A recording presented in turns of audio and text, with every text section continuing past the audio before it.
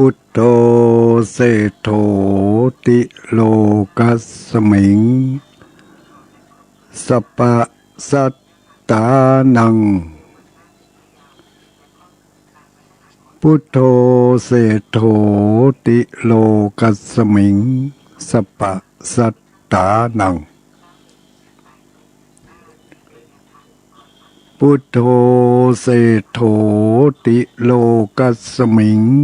สัปปะสัตตานัง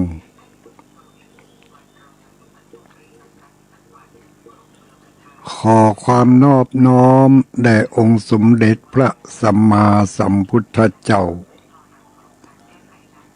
ขอน้อมอภิวาทแด่พระสัทธรรมเจ้าขอน้อมนมัสการแด่พระอริยสงฆ์เจ้า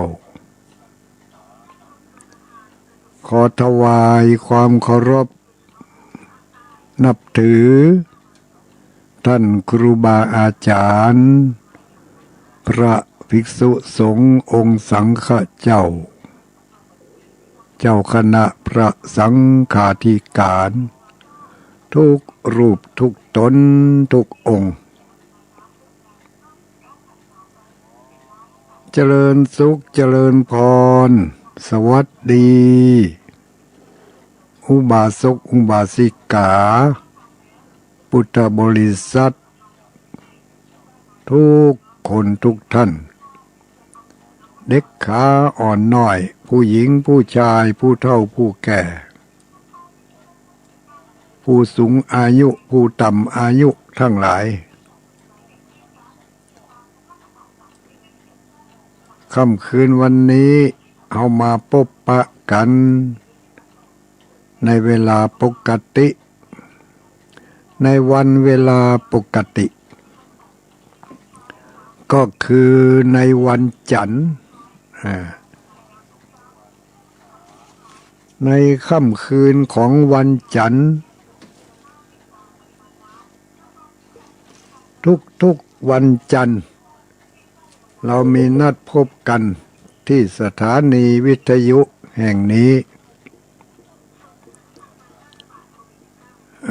สำหรับเมื่อคืนวันจันทร์ตั้งแต่เวลาประมาณนี้แหละประมาณ20:00 ปลายน้อยก็ไปเลยไปจนถึงประมาณ4:00 หรือประมาณ10 โมงเมื่อคืนก็จะได้พบได้ปะกันคืนวันนี้คืนวันจันทร์ วันที่29เดือนพฤศจิกายนเนาะถ้าเป็นเดือนเมืองเขาก็บอกว่าวันนี้เป็นวันเดือนยี่แฮม10 ค่ำเดือนยี่แฮม10 ค่ำแล้วเดือนยี่นี่คือเดือน2แฮม10 ค่ำแต่คนไทยคนเมืองเขาบ่นิยมว่าเดือน2บอกว่าเดือนยี่ก็คือ2เจียงก็คืออ้ายถ้าไผชื่ออีเกียงบักเกียงก็แสดงว่าเป็นลูกเก้าลูกหนึ่งเนาะถ้าตั้งชื่อนะคนเก้านี่ก็จะเป็นชื่อเกียงคำนี่นะเนาะเกียงคำนี่ก็แสดงว่าเป็นคนเก้าละนอกจากเกียงคำแล้วมีเกียงมันยังทำนี่เกียงเงินบ่มีก็หาเนาะเกียงคำเกียงเงินเกียงตองแล้วก็ตอนที่เคยได้ยินนี่มีกะเกียงคำอย่างเดียวเนาะเกียงคำเดือนเกียงหรือมาอ่านก็เกิดเดือนเกียงเนาะเดือน1เนี่ยเดือนเกียงก็เป็นเดือน9เดือนต้น อืมก็ได้เอ่อเคยได้บอกให้หมู่เฮาตั้งหลายได้ยินได้ฟังกันมาแล้วพ่องหมู่ที่ฟังใหม่ก็ฟังต่อไปแถมก็ได้เนาะว่าการนับเดือนของคนเฮานี่นะโดยเฉพาะอย่างยิ่งคนเมืองนี่นับเดือนมีหลายเตื้อเนอะนับเดือนหนึ่งก็คือเดือนเกียงอันนี้ก็แถมเขาจะว่าจะได้เดียแถมประเภทหนึ่งเนาะขั้นที่หนึ่งเขานับเปิ้นนับเดือนกันเดือนหนึ่งก็คือเดือนเกียงอันนี้นับแบบพื้นเมืองเนาะแล้วมีนับหนึ่งเดือนหนึ่งถ้าเฉพาะกาคุณเมืองนะตีเต่าตีเขานับกันมาเดือนหนึ่งนี่ก็คือเดือนเกียงอันนี้อย่างหนึ่งเนาะและแถมอันหนึ่งไปนับเดือนหนึ่งก็คือตั้งแต่เดือนมันยังเดือนเจ็ดผ่านไปแล้วก็เป็นเดือนแปดนั่นถ้าหลังปีใหม่เปิ่นก็นับเดือนหนึ่งแต่บอกให้จะนิยมโดยทั่วไปนิยมแต่เฉพาะผู้ที่เปิ่นใจรักโหราศาสตร์นี่นะเนาะโหราศาสตร์ดูเมื่อดูหมออย่างนี้เพื่อจะนับเดือนหนึ่งนี่เอาเดือนแปดเป็นเดือนหนึ่งเพราะว่าปีหนึ่งมันไปสิ้นสุดเอาเดือนเจ็ดเดือนเมษาเนี่ยปีนักขัตฤกษ์มันสิ้นสุดที่หั่นอย่างเขาเกิดปียังปีเป้านั่นเนาะถ้าปีเป้านี่ปีเป้านับตั้งแต่ปีเป้าก็นับตั้งแต่เดือนแปดหรือว่าเดือนพฤษภาเนี่ยเป็นต้นปีเป้านับไปหนึ่งเดือนสองเดือนสามเดือนไปจนถึงเดือนเมษาปุ่นได้12 เดือนพอดีปีเป้าก็สิ้นสุดสิ้นสุดที่เดือน12สิ้นสุดที่เดือน7หรือว่านับ12ได้ถึงเดือน7อันนี้นี่บอกให้บดีเนี่ยก็บอกใครจะเข้าใจนอกจากว่าผู้ที่สนใจหรือว่าศึกษาอยากรู้อยากเข้าใจก็มาศึกษาแล้วก็ค้นคว้าว่าอันที่ว่าเขาน้ำปีนะคนไทยเป็นว่าน้ำปีแต่คนเมืองเขาว่าตัวปีตัวปึ้งยังปีเป้าปึ้งงัวถ้าเป็นคนไทยก็ว่าปีฉลูน้ำงัวเนาะน้ำงัวนี่บ่มีก็ปีฉลูน้ำวัวใจวอแหวนแม่หาอากาศวอแหวนก็ว่าวัวปีฉลูน้ำวัว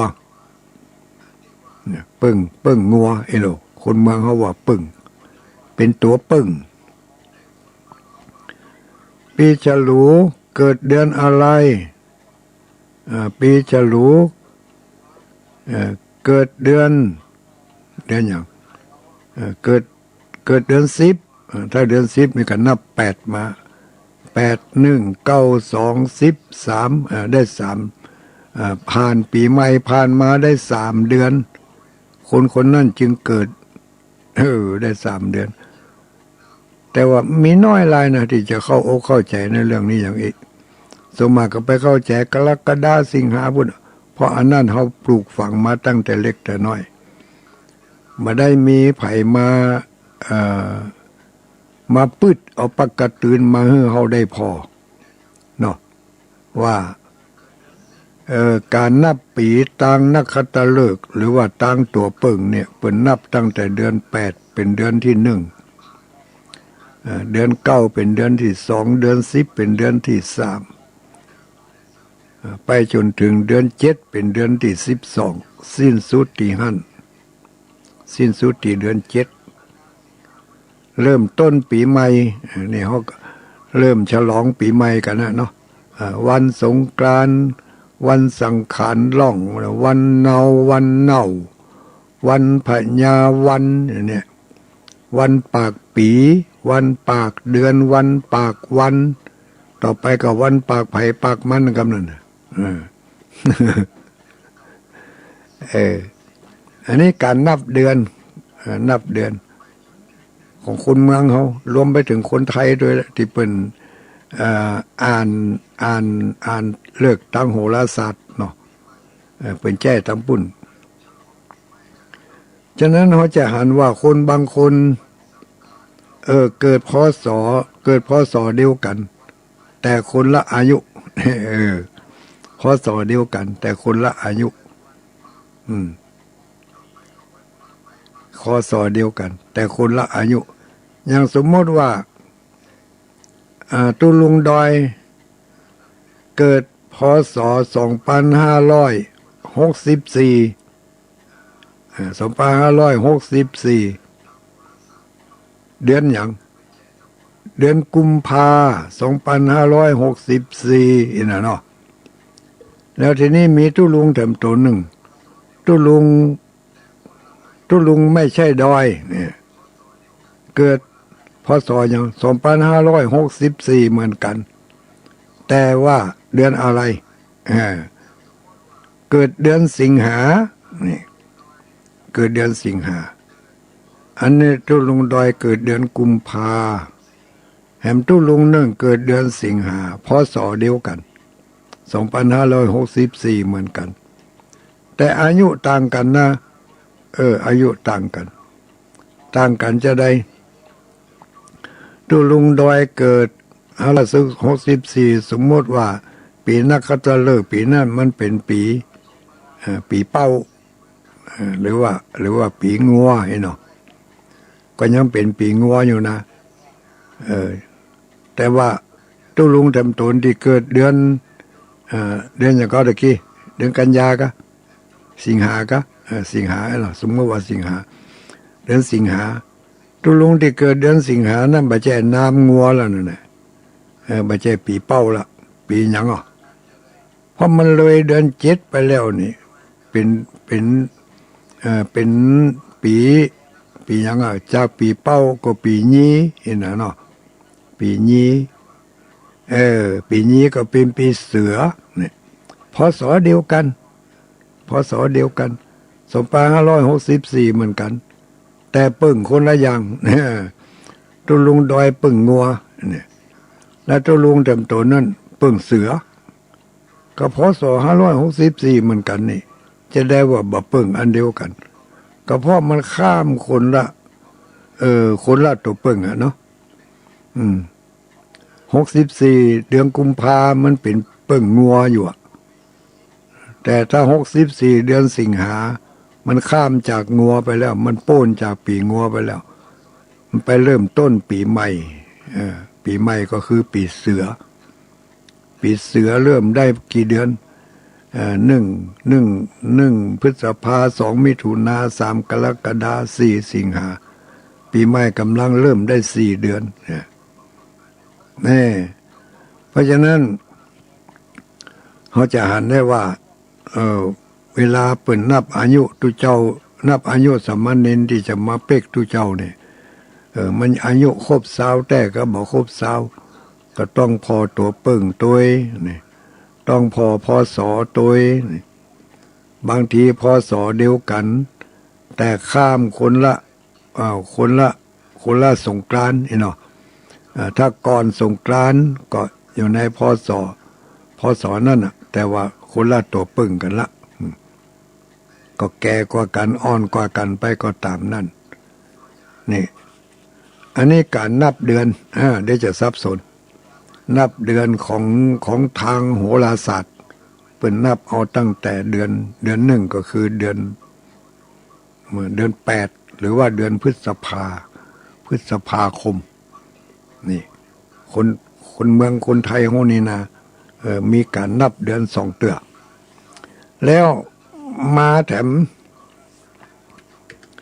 มาระยะหลังนี้ในเมื่อโลกมันในเมื่อโลกมันพัฒนาไปในเมื่อโลกมันพัฒนาไปการสื่อสารการติดต่อประสานอย่างต่างๆมันถึงกันแล้ว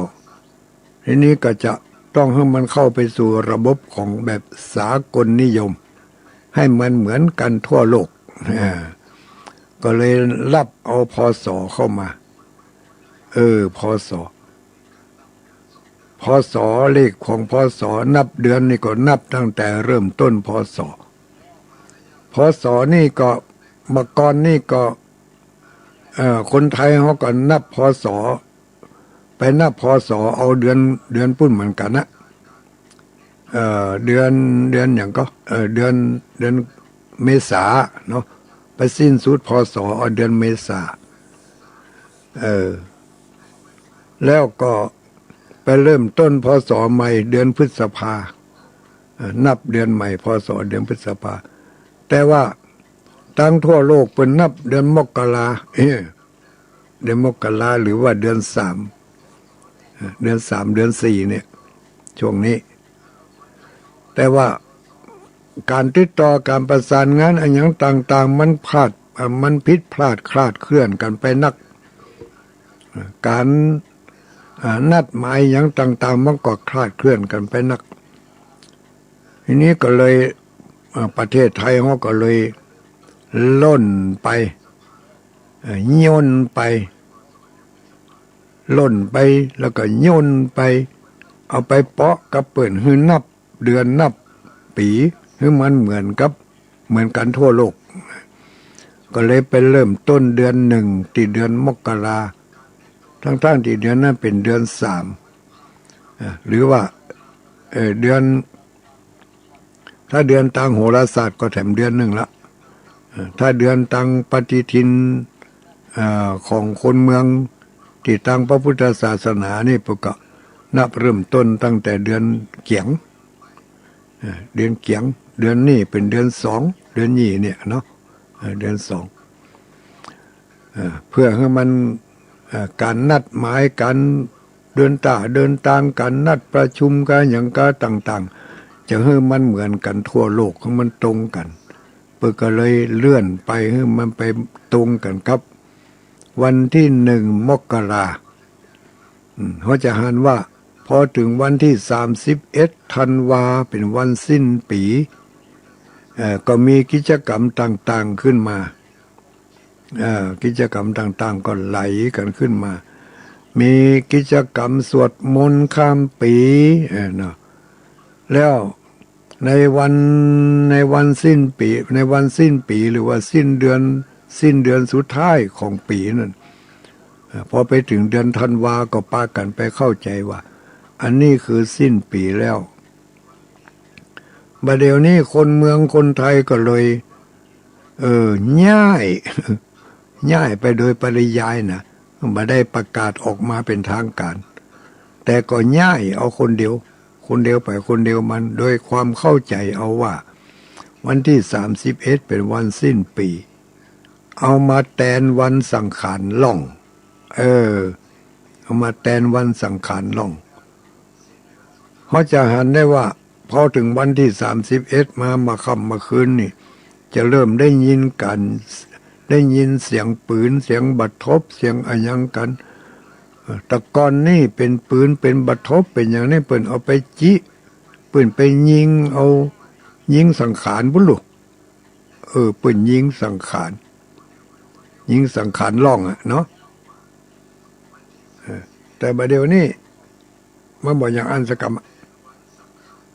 มันเอามายิงวันที่31 เดือนธันวานี่ก็เลยปาวิถีชีวิตและวัฒนธรรมมันค่อยเขวไปแล้วนี่หลายๆอย่างที่มันค่อยเขวอยู่เวลานี้แม้กระทั่งการนับปีนักขัตฤกษ์เขาจะหันได้ว่ามีปฏิทินบางฉบับ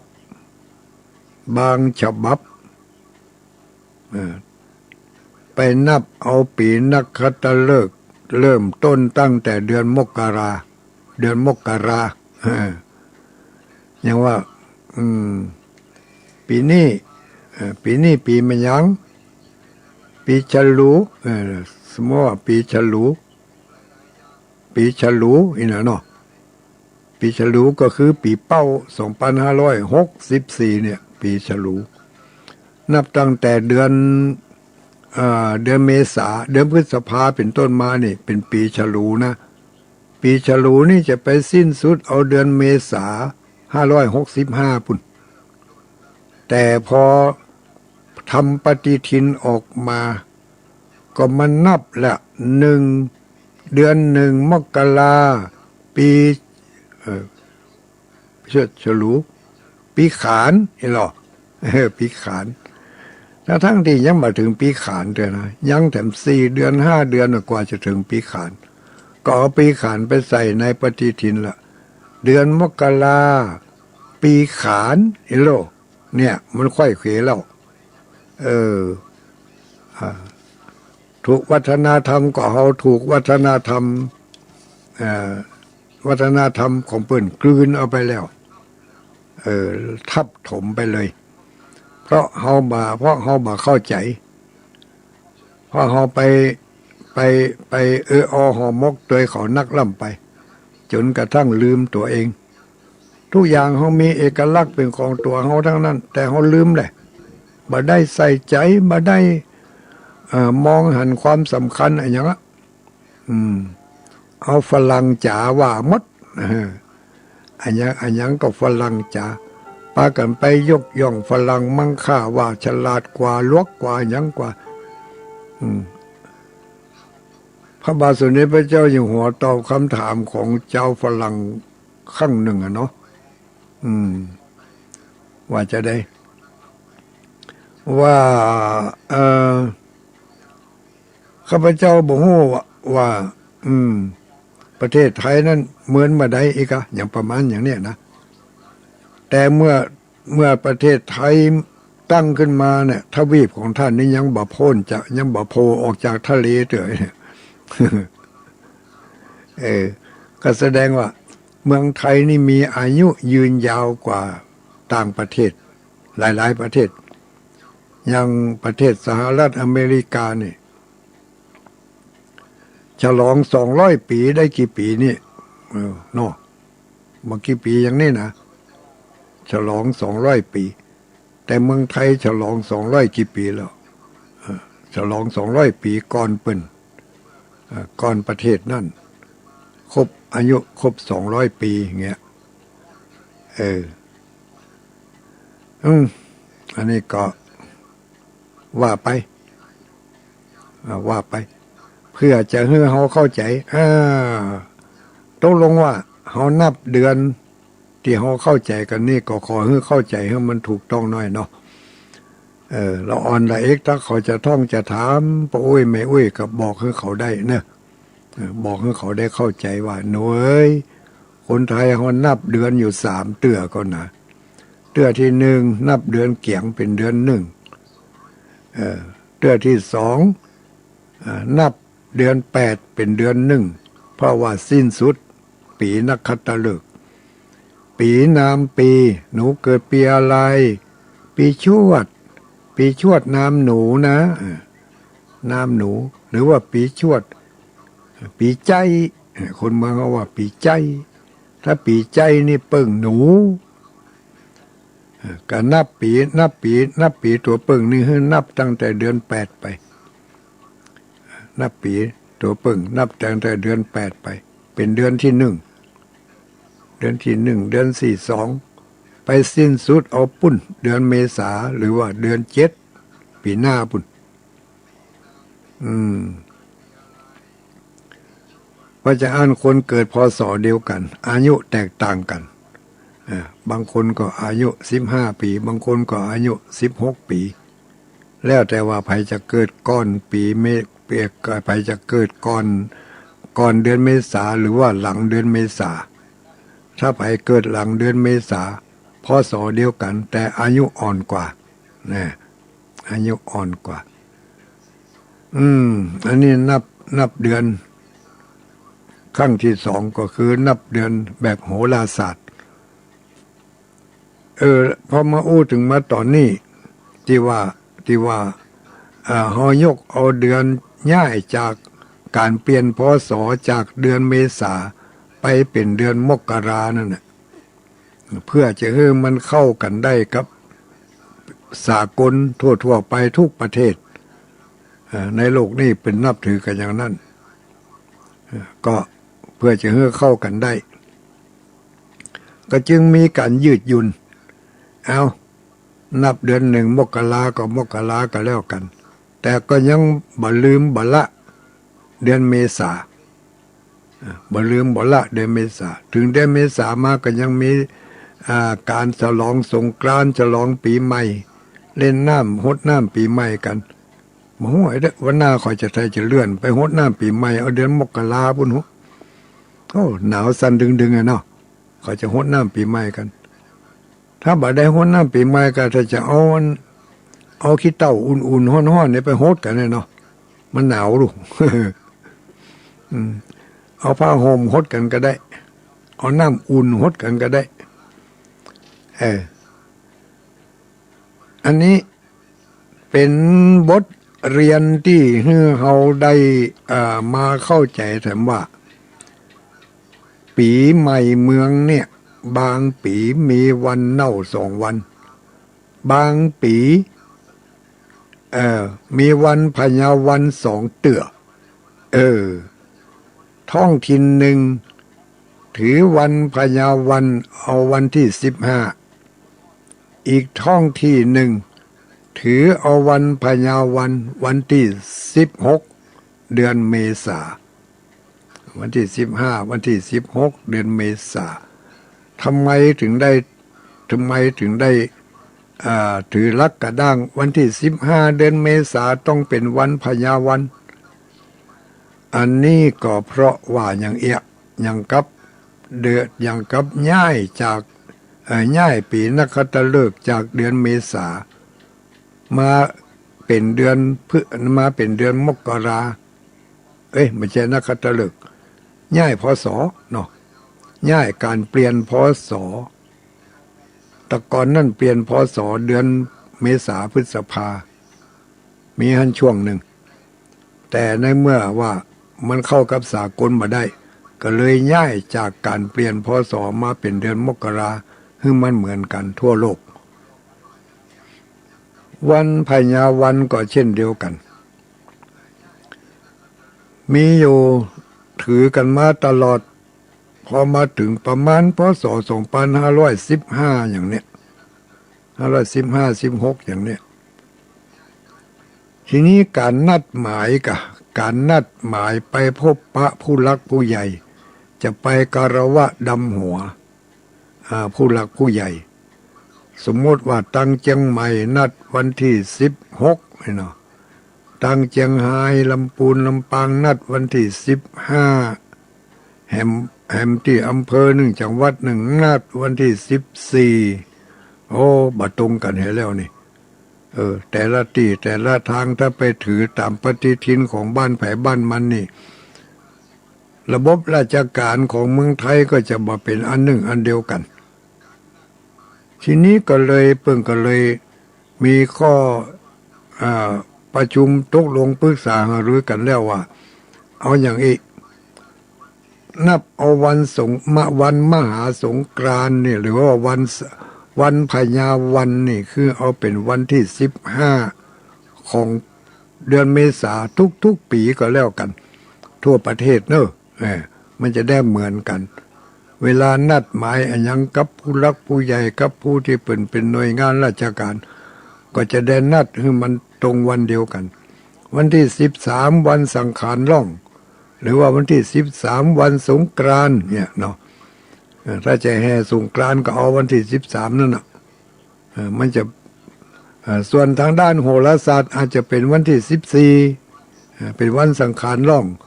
อันนั้นก็แล้วแต่ละหมู่บ้านแต่ละท้องถิ่นจะถือกันแต่ว่าถ้าเป็นระบบสากลแล้วต้องให้ลักกระด้างตายตัว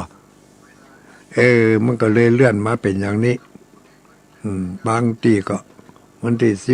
14วันที่ก็วันที่13เพ ราะว่าอันหนึ่งถือลักกระด้างนะอันหนึ่งถือลักการนับเอานับบวกลบคูณหารเอามันตกอันใดก็ถืออันนั้นวันพญาวันถ้านับบวกลบคูณหารบางปีก็ไปตกแต่วันที่15บางปีก็ไปตกแต่วันที่16นี่ก็ถ้ามันตกแต่วันที่16ก็หลายปีอยู่กว่าจะย้ายไปถึงวันที่15ได้ช่วงนั้นก็เยอะจะทำมือราชการอย่างต่างๆมันคลาดเคลื่อนไปก็เลยถือเป็นแบบกระด้างไปเลยตายตัว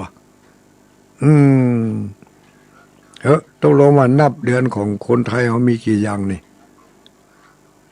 เอาง่ายๆ3อย่างเนาะอย่างที่1นับเดือนที่1มกราวันที่1มกราเป็นเดือน1อย่างที่2ไปนับเอาเดือน1ก็คือหลังจากโป้นปีใหม่ไปแล้วคือวันพญาวันปากปีปากเดือนนับเดือน1ก็คือตั้งแต่เดือน8หรือว่าเดือนพฤษภาอันแห่งอย่างที่3นับเดือนทางจันทรคติจันทรคติก็คือเอาเดือนว่าเป็นนับว่าเดือนเนี่ยเนาะก็คือเอาเดือนอย่างมาเดียวเนี่ยเดือนยี่นี่เป็นเดือน2เดือนเกียงออกพรรษาแล้ววันออกพรรษาในช่วงนั้นช่วงที่ออกพรรษาเนี่ยเป็นเดือน1เพราะว่าเดือน12มันสิ้นสุดในพรรษาเดือน1ก็คือเดือนเกียงเป็นเดือน1เดือนยี่เป็นเดือน2แต่ว่าคนไทยเดือนนับเดือนยี่นี่เป็นเดือน12นะตามปฏิทินอันนี้ทางจันทรคติก็ยังผิดพลาดกันไปอยู่อันนั้นก็แล้วแต่บ้านไผบ้านมันเนาะบ้านไผบ้านมันแต่มีลักษากลให้ยึดก็คือมกรากุมภามีนาเมษาอันนี้เป็นลักษากลแบบคร่าวๆทั่วไปรายละเอียดเจาะลึกลงไปก็บ้านไผบ้านมันไปอยู่บ้านใดก็ใจไฟบ้านนั่นเขาไปอยู่เขามาอยู่เชียงรายเขาก็ต้องนับเดือนแบบเชียงรายการดูฤกษ์ดูยามก็ต้องดูแบบเชียงรายมาเวียงป่าเป้าก็ต้องดูอย่างเวียงป่าเป้าจะขึ้นหอใหม่เฮือนใหม่กินแขกแต่งงานอันนี้ก็ต้องดูฤกษ์ดูยามดูหามื้อจันทร์วันดีโดยเฉพาะอย่างยิ่งฉบับปักกระตือนแบบล้านนาเนี่ยปักกระตือนล้านนาเนี่ยถือกันแบบล้านนาก็คือ8จังหวัดภาคเหนือเขาเนี่ยเนาะนับตั้งแต่เชียงรายลงไป1เชียงราย2พะเยา3เชียงใหม่4ลำพูน5ลำปาง6แม่ฮ่องสอน7แ8น่าน8จังหวัดนี่เป็นแดนดินถิ่นล้านนาถือเลิกถือยามถือวันงามยามดีก็โดยรักษากลก็มีปฏิทินฉบับล้านนาปฏิทินฉบับล้านนาแล้วก็ยังมี2ฉบับอยู่นะล้านนาแบบคนไทย กับล้านนาแบบเจียงตุงเขาบอกว่ากันนะไปถือฉบับใดก็ได้ฉบับล้านนาไทยก็ได้ล้านนาเจียงตุงก็ได้ก็เป็นพี่เป็นน้องกันนั่นเนาะแล้วแต่ไผจะนับกันอย่างใดแต่ว่าอย่างวัดม่อนจอมพอนี่ก็ถือเอาแบบฉบับล้านนาแบบไทยๆเนี่ยนะแบบไทยๆนี่เป็นวันดีวันเสียวันขึ้นกี่ค่ำแฮมกี่ค่ำนี่นะเนาะวันฟ้าตีแสงวันเก้ากองวันใต้เป้าเก้ากองลองปืนดอกปืนใดนี่วันฟ้าตีแสงวันลมหลวงวันผีกินผีวันผีกินคนอย่างมู้นี่อันนี้ก็ถือแบบฉบับล้านนาวันดีวันเสียเนาะเกียง59เกียง59เสียติดกับจัน60เสียอาการวันเดียวอย่างเดือนนี้มีวันเสียวันเดียวคือวันอังคาร วันผูกนี่เป็นวันเสียวันเสียเนี่ยก็บดีทำการมงคลก็แล้วแต่ผู้ที่เป็นถือเลิกถือยามถือจารีตเหตุห้อยได้ยึดถือกันมาเองนะเนาะวันผูกนี่ก็วันที่30จะเนี่ยเกียง59เสียทีกับจันยี่60เสียอาการวันเดียวเสียอาการวันเดียววันผูกวันเสียนะแต่วันเสียวันผูกนี่เป็นวันใจยาโจกนี่ วันใจยาโจกแล้วไปบ่ปอแบบปกตินของล้านนาไทยนี่วันพวกนี้เป็นวันเก้ากองนี่วันเก้ากองบดีเสียผีแต่ทำการมงคลอย่างอื่นดีหมดสเปตัดวันเสียแต่เหมาะวันเสียนี่เป็นวันกระด้างนะวันเสียกระด้างกี่แรงกี่ปีกี่เดือนมันก็นับวันนั้นบ่มีการบวกลูกคูณหารอย่างละบ่ได้หารายละเอียดของมันแต่ถ้าเมื่อเจาะเข้าไปถึงรายละเอียดแล้ววันพรุ่งนี้เป็นวันเต่าสง่าเก้ากองฟ้าตีแสงเศษสีแล้วถ้าวันฟ้าตีแสงเศษสีนี่วันดีลูกนี่วันดีแต่ว่าวันดีเป็นวันเสียประจำเดือนเป็นลักกระด้างอันนั้นก็แล้วแต่ถ้าเฮายกเอาวันเสียลักกระด้างออกก็วันพรุ่งนี้ก็เป็นวันดีวันใจยาโจกฟ้าตีแสงเศษสีเอาได้ดีเนอะวันพรุ่งนี้ไปจะยากบางอย่างก็ดีโมดีนะแต่รายละเอียดต่างๆเหล่านี้อยู่ในปฏิทินล้านนาวันผูกวันเฮอนี่ปฏิทินล้านนาวัดมนจมพอจะออกแล้วนี่ใครได้ก็จองไว้เนอะบ่ได้แจกฟรีนะของวัดมอนนี่ขาย ขายทุกปีแปลงมาได้17 ปีปีนี้แล้วขายทุกปีแล้วก็วิทย์ทุกปี ขายทุกปีวิทย์ทุกปีปีนี้ทำท่าจะวิทย์แล้วนี่มันตันอย่างปีนี้พิมพ์นักน้อยเนอะพิมพ์นักกว่าปีแล้วไปน้อยกูเตือนี่ปีข้างแรกนั่นพิมพ์1,000 ฉบับขายเสียงมัดปีถัดมา2,000 ฉบับขายเสียงมัดปีถัดมาแถม2,000เสียงสั่งพิมพ์แถม500หมดปีแล้วก็เหมือนกันหมดสมมาได้ปีนี้ค่ะแม่สั่งพิมพ์ให้ป่ะนะมาได้ก็เสี่ยงจะเอาเหลือก็มั้งปีนี้สั่งพิมพ์น้อยเดียว3,000 ฉบับไปแค่ได้ก็จองไว้เนอะ30 บาทก่อนนะไม่ใช่น้อยๆแผ่นละ30 บาทเปิ่นมีปฏิทินบริษัทห้างร้านต่างๆวัดวาอารามต่างๆบางวัดเปิ่นทำแจกแต่วัดม่อนจมพอทำขายก็บัดเชิงขายโดยตรงญาติโยมทั้งหลายเอาให้ปู่จาโลเอาให้ปู่จาพิมพ์เขาก็ต้องจ้างเปิ่นพิมพ์เมื่อจ้างเปิ่นพิมพ์ก็ต้องใจทุนต้องมีงบประมาณจ่ายให้เปิ่นสดเมื่อจ่ายไปแล้วถ้าเขาบาจำหน่ายเมื่อเปิ่นผู้จาเอาสตางค์ที่ไหนมาคืนให้วัดเขายืมสตางค์ไปจ่ายซื้อจ้างเปิ่นพิมพ์เนี่ยแล้วเอาตังค์ไหนมาคืนให้เปิ่นมั่มดีหายหันหมดในเมื่อสตางค์เอาไปจ้างเปิ่นพิมพ์ปฏิทินแจกถ้าเกิดเปิ่นบ่หอมไม้รู้เนี่ยใดนั่นนั่นไม่ใช่บาท2 บาทนู่นหลายบาทอยู่ลูกก็เอามาจำหน่ายบ่เอาแป้งกำไรหมอก5 บาท10 บาทไปถึงจะได้กำไรบ่ถึง10 บาทกำไรมันนั่นก็บ่เอาไปไหนเอามาสร้างปีนี้เอามาสร้างอุโบสถ อุโบสถนี่ก็จะทำการฉลองละเดือนเมษาเนี่ย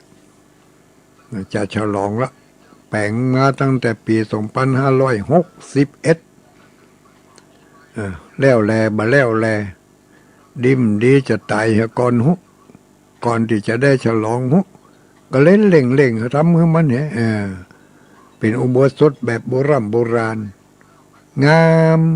ไผมาพอมาหันแล้วก็โอ้โหทึ่งน่าทึ่งมาพอมาก่อยต่อเอาของเก่ามาแปลงนะไม่ใช่เอาของใหม่มาแปลงเอาของเก่าๆไปเก็บเอาไม้เอาตอกอย่างในป่าในไร่ในสวนที่เขาเอาขว้างแล้วปุ๊ก็เอามาแปลงประดับประดาก็ดูดีดูงามไปอย่างหนึ่งคลาสสิกไปอีกอย่างหนึ่งลูกดูแล้วคลาสสิกดีมีหลายคนจะเอาแบบก็มาสงวนลิขสิทธิ์ตามสบายเลย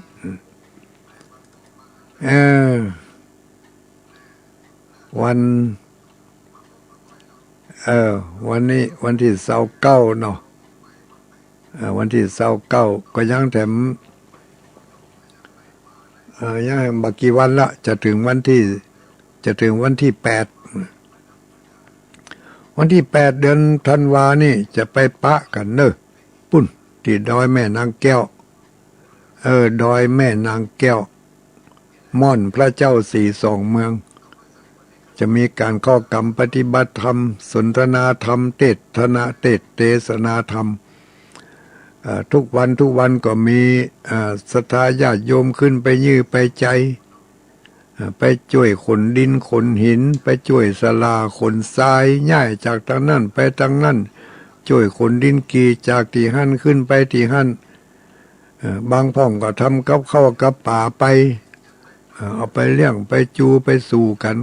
กินข้าวกินน้ำกันที่หั่นคนบ้านไก่พ่องบ้านใกล้พ่องบ้านเหนือพ่องบ้านใต้พ่องผ่านไปผ่านมาก็ไปแวะอย่างวันนี้ก็มีคนไปแวะลูกวันนี้ก็มีคนไปแวะไปแอวกันติมม่อนพระศรีสองเมืองหั่นนะ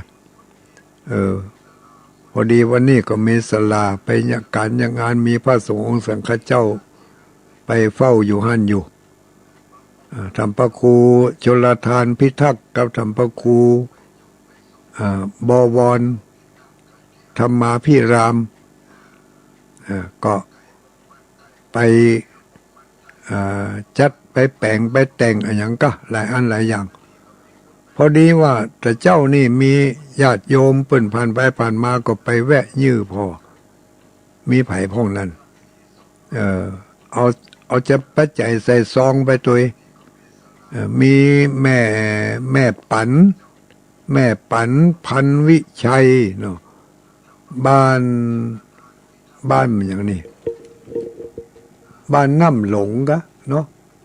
บ้านน้ำหลงอำเภอวังเหนือแม่ปันพันวิชัยบ้านน้ำหลงก็น้ำหอม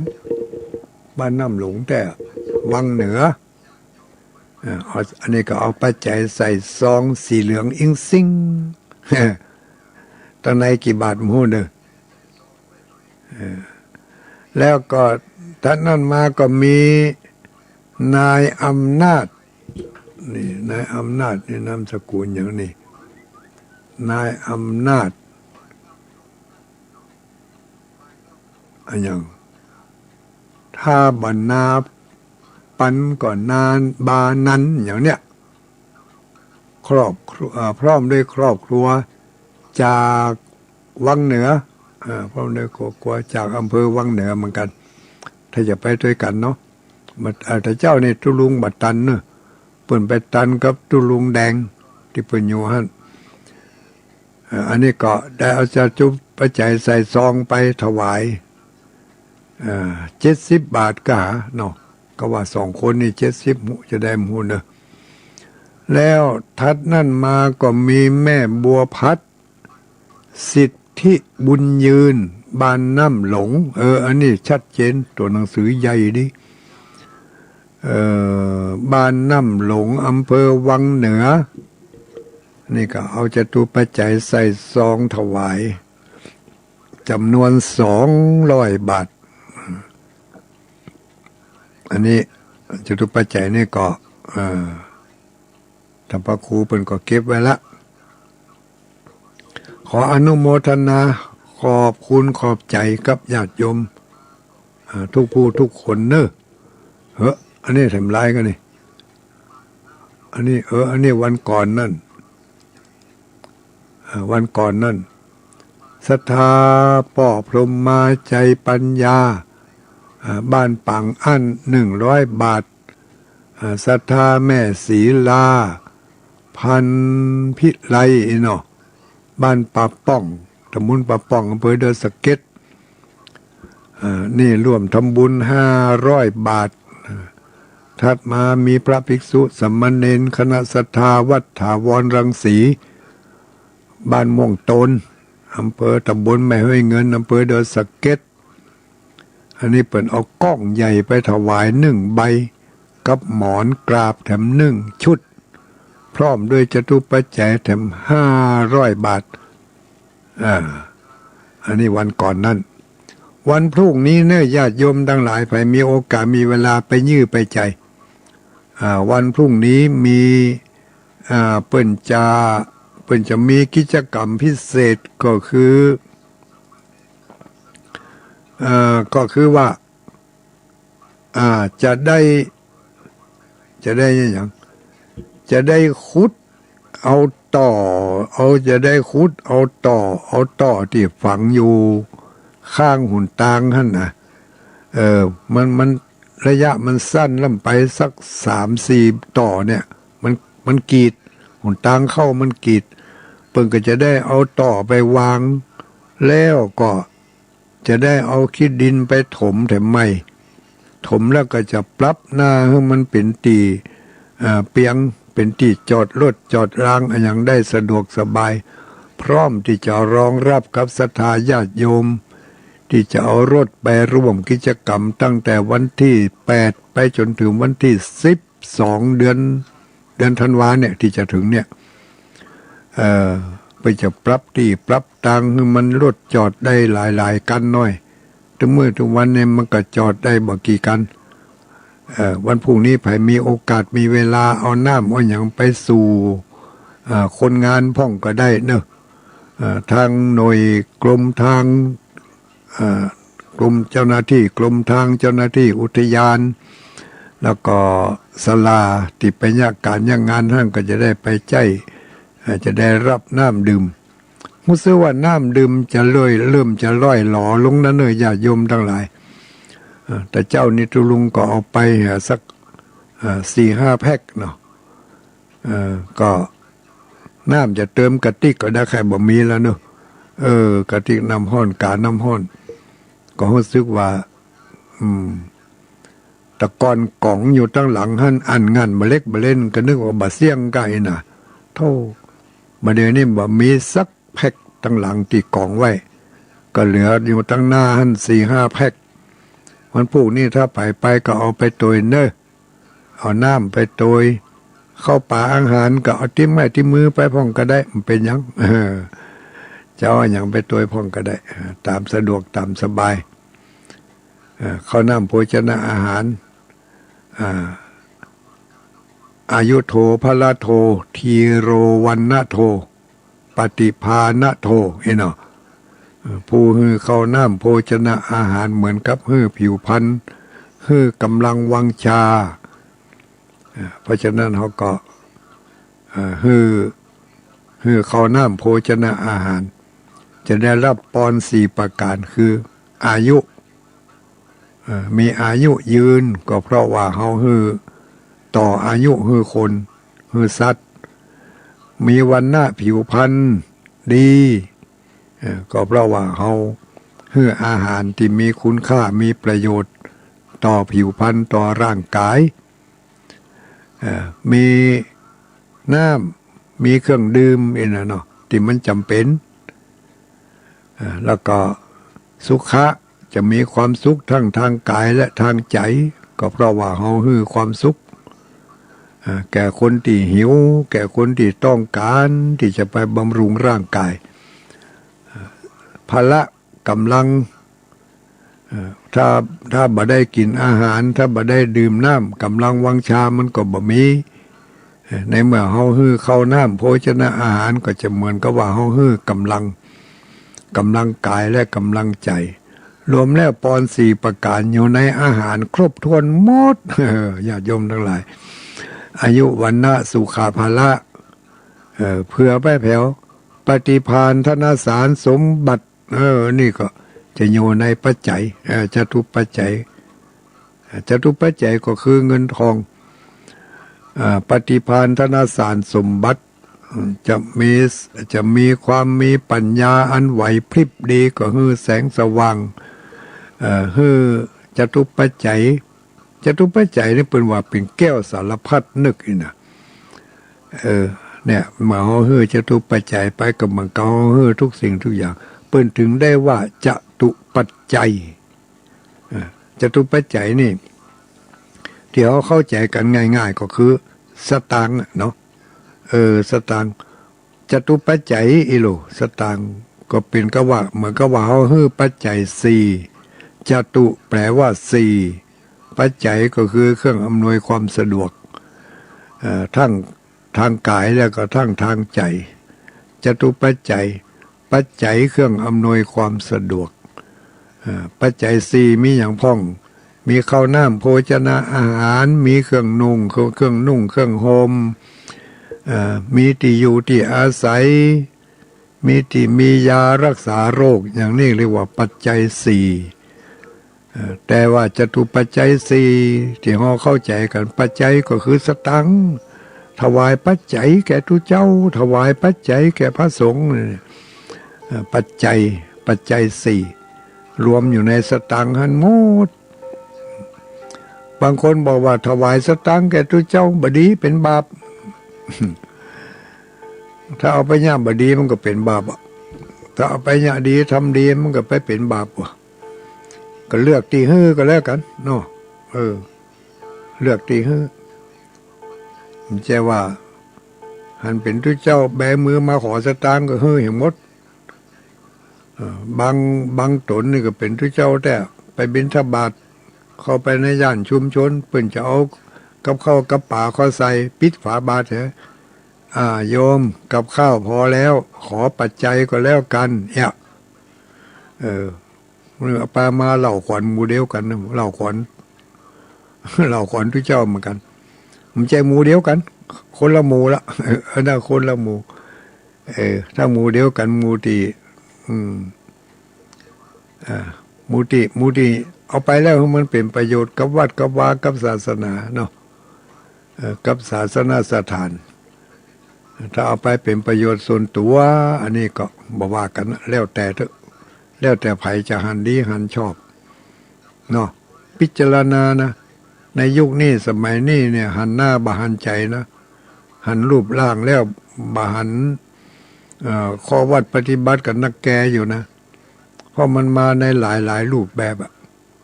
มันช่องทางที่มันจะไปซ่อเงินซ่อทองเอามาแจกจ่ายนะมันยากแต่ถ้าเข้ามาในช่องทางของผ้าเหลืองนี่มันง่ายหลอกง่ายต้มง่ายตุนง่ายเนี่ยตุนผู้ที่มีศรัทธาบางทีก็ผู้ที่เพิ่นมีศรัทธาเลื่อมใสต่อพระศาสนาอย่างจริงจัง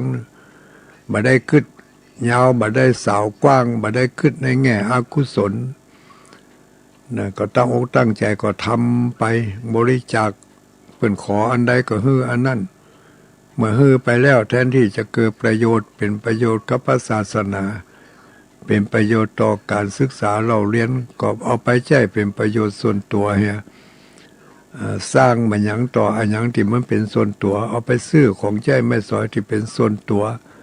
อำนวยความสะดวกสบายให้แก่ตัวเองไปเฮียมันก็น่าผิดหวังในที่เขาได้เสียสละบริจาคให้หอมไปบ่เป็นการเกื้อกูลก็เครื่องมือเอาตั้งใจตองเอาพ้องกันแล้วกันเนอะจะเอามาอย่างฮื้อไผที่ไหนมาได้มันแต้กับมันเล่นมันจุเขามันบ่จุไอ้นะก็อยู่ที่หมู่เฮาทั้งหลายนี่แหละ มีศรัทธาก็ต้องประกอบไปด้วยปัญญาเป็นว่าไว้เมื่อมีศรัทธาความเชื่อความเลื่อมใส